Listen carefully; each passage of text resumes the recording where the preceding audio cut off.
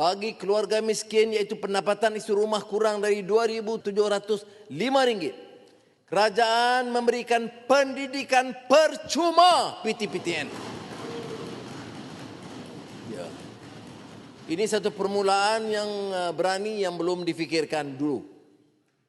Tan Sri Yang Di-Pertua, kita harap ini dapat ditingkatkan mengikut keupayaan keuangan negara berikutnya.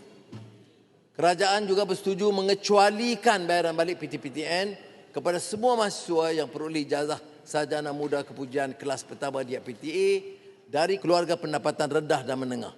Ini memanfaatkan sekitar 6,000 peminjam. Kerajaan juga akan mengenakan sekatan perjalanan ke luar negara kepada peminjam yang mampu bayar dan bekerja di luar negara.